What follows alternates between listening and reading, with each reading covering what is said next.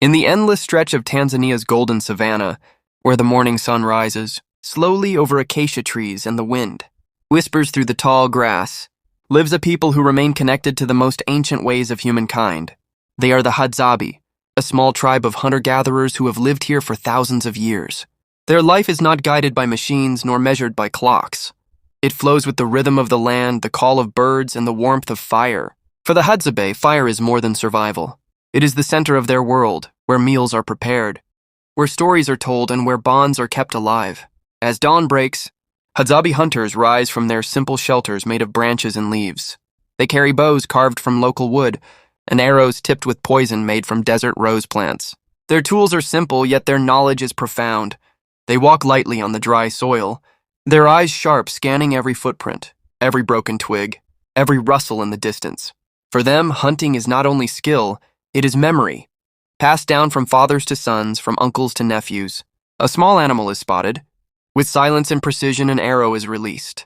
The hunt today may not bring down a large antelope, but even a bird or a squirrel has meaning. The Hadzabe know that nature gives what is needed, and gratitude is shown in every catch. While men hunt, women and children move through the land with baskets in hand. They dig for tubers hidden beneath the earth, pluck berries rich with sweetness, and search for honey guarded by wild bees.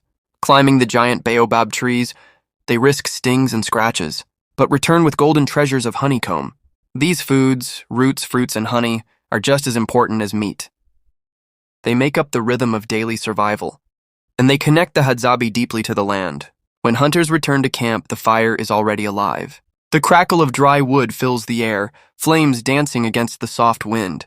A small piece of meat is placed on the glowing embers, and soon the smell of roasted meat mixes with the sweet, smoke rising into the blue sky.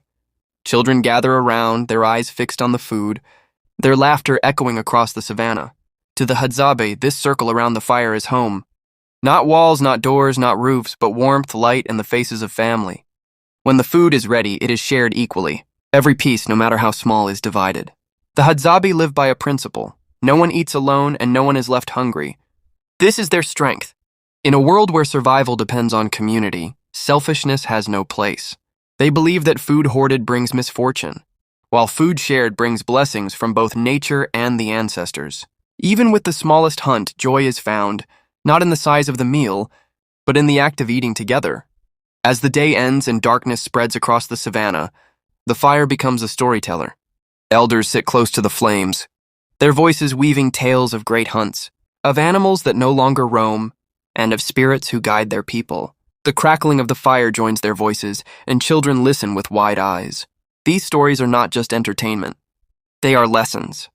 Through them, the Hadzabe pass on wisdom about respect for the land, courage in the hunt, and the importance of unity. Above them, countless stars scatter across the sky. In that vast silence, one can feel how small yet how connected human life truly is. The Hadzabe live with no fences, no borders, no written laws. Their law is nature itself. They take only what is needed, and the land continues to provide. They move with the seasons, closer to water in the dry months, deeper into the forest when the rains return. This harmony is fragile, yet beautiful. It is a way of life that teaches us that true wealth is not in possessions, but in balance. For the Hadzabe, every flame carries meaning. Every spark rising into the night sky is a prayer for life, for survival, for gratitude. Their world may seem simple to us, but within its simplicity lies wisdom.